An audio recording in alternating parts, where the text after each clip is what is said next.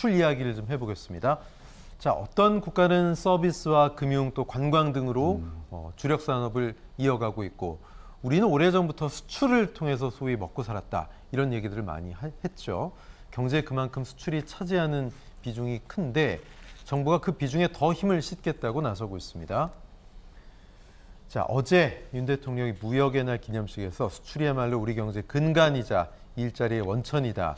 2026년 수출 5대 강국 도약을 위해서 모든 수출 지원 역량을 결집할 거다 이렇게 얘기했습니다. 자, 그 전략의 중심에 원전, 그리고 방산, K 콘텐츠를 얘기했습니다. 이 정부의 전략, 최 원장님 어떻게 평가하십니까? 뭐 지금 어떤 기술적이라든가 그다음에 지정학적인 우위를 가질 수 있는 품목들로 지금 가고 있는 부분들인데, 자, 그럼 이제 5위가 되려 그러면 얼만큼 노력해야 되느냐 보면은 사실 중국이 제일 크죠. 네. 중국이 한 3조 달러 좀 하고 그다음에 미국, 독일, 네덜란드, 그다음에 우리가 이겨야 되는 데가 홍콩입니다. 네. 홍콩만 이기면 되는데 홍콩이 지금 한 6,700억 달러 정도 지금 뭐에서 7천억 달러 지금 왔다 갔다 하고 있거든요. 예. 그래서 지금 현재 우리가 15대 주력 수출 품목들이 잘 해주면서 지금 언급하신 방산이라든가 K 콘텐츠가 거기에 올라붙으면 5위 되는 게 굉장히 지름길이 될 수 있는 부분들이기 때문에 새로운 부분들로 가자 이런 부분들이 있고요. 지금 2014년도하고 지금하고 비교해 보면요. 수출을 가장 많이 하는 나라들이 굉장히 많이 바뀌었어요. 예. 옛날에는 미국, 일본 중심이었거든요. 근데 지금은 중국이단 말입니다. 그래서 이런 수출선의 다변화까지도 염두에 둔 부분들이 이번 2026년도 세계 수출 5대 강국이라는 목표 아래는 지금 녹여 들어가 있다고 보여집니다. 예. 어제 우리 축구 대표팀이 아쉽게 패하긴 했죠. 하지만 카타르 월드컵 보면서 야, 중동이 이렇게 발전하고 있나, 이렇게 상전벽해했나 놀라신 분들 많으신 것 같습니다. 신흥시장, 중동, 중남미, 아프리카 이런 곳과는 우리가 FTA 네트워크를 확장하겠다 이런 계획도 있는데 가닥을 잘 잡은 거라고 보십니까? 저는 뭐 우리가 가야 될 길이라고는 봅니다. 다만 그 길이 좀 험난할 수는 있을 것 예. 같아요. 사실 뭐 우리 입장에서는 FTA를 하는 게 우리 쪽으로는 굉장히 큰 이득이지만 중동이라든지 중남미라든지 아프리카 같은 신흥국들이 사실 우리나라에 줄 수 있는 게 별로 없어요. 수출할 수 있는 게. 가령 뭐 이쪽에는 뭐 제조업 기반도 비교적 약한 거고요. 그다음에 뭐 중동 같은 경우에는 뭐 원유라든지 가스라든지 이런 게 있겠지만 예. 그거는 뭐 기존 시스템으로 얼마든지 자기네들이 어떤 우위를 가지면서 거래할 수 있는 품목들인 거고 결국 우리한테 팔 수 있는 것들이 있어야 되는데 이 나라들은 상대적으로 사실은 뭐 아직 신국이기 때문에 그 농산물이라든지 뭐 이런 거를 제외하고는 그다음에 원재료 뭐 광물이라든지 이런 것들을 제외하고는 우리한테 제공할 수 있는 게 과연 있을까 하는 것들. 그다음에 이제는 뭐 모든 나라들이 깨 있기 때문에 사실 뭐 원재료라든지 가령 뭐 지금 뭐 리튬이라든지 뭐 광산이라든지 뭐 이런 것들을 갖다가 사실은 자국 산업 어떤 보호 원칙들이 굉장히 강해지기 때문에 이게 사실 뭐 FTA를 만든다고 해가지고 이게 뭐 우리의 산업에 당장 큰 효과가 있을 거라고 기대할 수는 없겠지만 장기적으로는 반드시 가야 될 길인 건 분명합니다. 네. 예. 최 원장님은 네. 뭐 가닥을 잘 잡은 거라고 보세요? 그럼요. 왜냐하면은 아까도 말씀드린 대로 지금 수출 다변화 이 변함이 굉장히 커요. 예, 그리고 예. 올해 같은 경우에 보시면 아세안, 미국, 유럽, 인도에서 지금 커졌거든요. 우리가 기대 안 했던 데서 지금 커지기 때문에 예. 계속적으로 경제 영토를 넓혀가는 FTA를 통해서 예. 지금 나가야 되고요. 지금 우리 이제 흔히 말하는 세계화가 이제 무너지고 이제 각자 도생으로 가는데 사실 세계화 무너졌던 거는 선택적인 세계화를 해야 되거든요.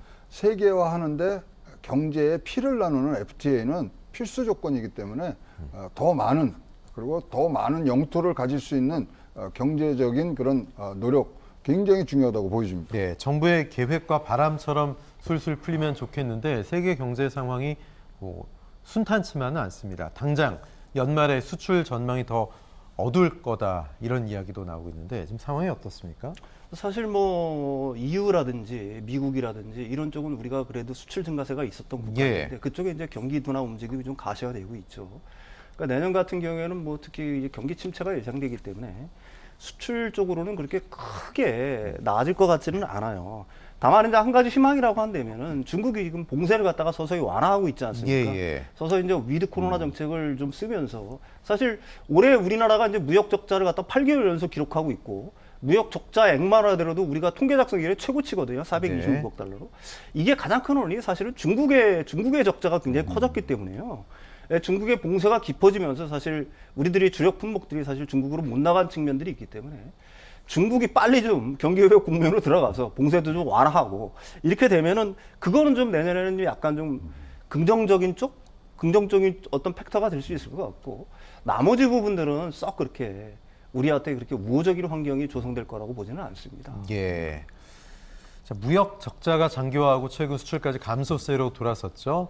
또 전 세계적인 경기 둔화, 불확실성 여전히 남아 있는데 당장 내년 전망도 불투명하다 이런 지적도 있습니다. 리세션 공포, 뭐 물가 여러 가지가 있는데요. 최 원장님 어떻게 보세요? 근데 뭐 무역협회라든가 나온 자료를 보면 내년도 수출이 한 4% 정도 지금 감소될 수 있는 상황이 있고요.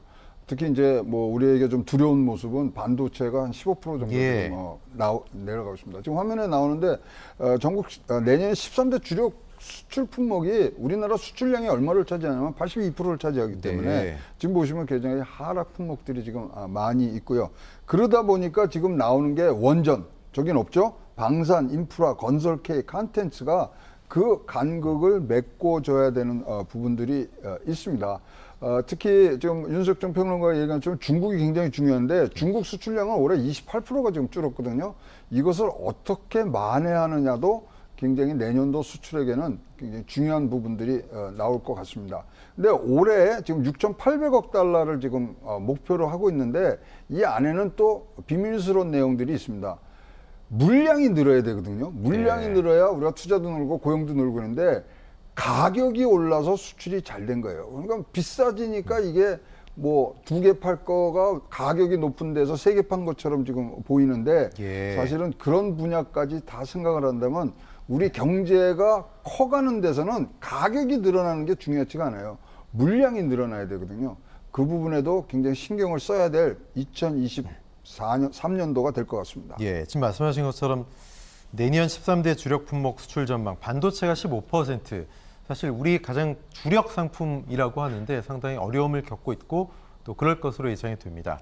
세계 1위를 호령하는 자랑스러운 품목 산업인데 글쎄요, 종합적인 경쟁력 앞으로 어떨지 또 기업 매출 순위 어떨지 궁금합니다. 지금 최영호 원장님, 네. 반도체 슈퍼사이클이 뭐 2, 3년 내로 도래할 것이다. 네. 근데 반도체는 경기를 선회하기 때문에 지금 굉장히 어려운 시기를 좀 더 버텨야 되는 거 아니겠습니까? 그렇죠. 나쁘지만은 않을 것 같아요. 네, 계속. 뭐 그렇다고 그래서 또 우리가 꽃길만 걸을 수 있는 부분들은 예, 예. 지금 아니기 때문에 사실 지금 뭐 수출 반도체 같은 게 지난 8월부터 이제 마이너스 전환이 됐단 말이죠. 네. 빠르게 지금 올려줘야 되고요. 지금 뭐 시스템 반도체라든가 이런 분야에서의 지금 기술적 간격을 늘려가는 부분들이 나오는데 자, 반도체 11월 달에 지금 29%가 빠졌단 말이죠. 네. 전 세계에서 반도체가 없어갖고 뭐 차량을 못 만든다는 얘기까지도 우리가 듣고 있는 상황에서 이런 전체적인 흐름을 막아낼 수 있는 것은 우리나라 기업들이 갖고 있는 초간극 기술을 빠르게 양산하는 방법이기 때문에 지금 관계되는 기업들에서는 사실 진짜로 목숨 걸고 기술 개발에 지금 나서서 쾌거를 이루어 주시길 바라겠습니다. 지금 시기에서는 양보다 질이 이제 중요한 시기다 이거죠. 그렇습니다. 예, 그렇군요. 그런데 뭐 이런 가운데 당장 어렵죠. 국내 수출 기업들이 어려움을 호소하고 있습니다. 자, 앞으로 전망도 어둡게 보고 있는데 자금 조달 사정 개선 예상 시점 국내 주요 수출 기업들에게 물어봤습니다. 앞으로 어떨 것 같느냐? 자, 2023년 1분기쯤이 나아질 거다 7%, 내년 2분기쯤 나아질 거다 3%, 10%에 불과하고 90%에 가까운 분들이 23년 내년 하반기 이후에 나아질 것이다 또는 나아지기도 어렵다 그조차도 이렇게 얘기하고 있습니다. 23년 3분기가 23, 23년 4분기가 25%, 하반기 개선이 48%, 당분간은 그것조차도 어렵다 42%, 90%가 지금 뭐 일단 짧은 시기는 부정적으로 어렵다라고 보고 있는데 참 걱정스럽습니다. 윤평론가님, 위기가 당분간 이어질 거다라는 수출 기업들의 토로, 이거는 진짜 현장에서 나오는 이야기이기 때문에 좀 걱정스럽네요. 저도 뭐 상당히 걱정스럽습니다. 네. 사실 이건 수출 기업들뿐만이 아니라 우리나라 전체 기업들이 여기에 속한다고 봐야 되겠죠. 네. 이자 보상 비율이 사실 1 이하인 기업들이 우리나라에 너무 많아요. 예. 사실 뭐 한 25%, 30% 정도가 영업이익으로 사실은 자신들이 빌려온 돈의 이자도 못 갚는 상황이 사실 우리나라 기업들이 전체적으로 처해 있는 상황이라고 봅니다. 예. 따라서 이번 기회에 저는 그렇게 생각을 해요. 사실은 옥석 가리기를 그걸 좀 시스템화 시켜가지고 좀 진행을 시켜야 되는 거 아니냐. 네. 사실 뭐 앞으로 괜찮아질 기업들, 그게 수출 기업들이든지 아니면 일반 기업들이든지 성장성이 있거나 미래가 보이는 기업들은 좀 자금 지원을 좀 그쪽으로 좀 집중을 해서 예. 자원을 좀 한정된 자원을 그쪽으로 집중을 해서 좀 육성을 하고 살려놓고요. 예. 그렇지 못한 기업들은 좀 선제적인 구조조정 절차에 들어가는 게 사실은 우리나라 전체 경제를 위해서 올바른 방법이 아닌가 뭐 개인적으로 이렇게 생각을 합니다. 예. 지금 수출 기업들에게 굉장히 중요한 것 중에 하나가 또 환율일 텐데요. 환율에 울고 웃습니다.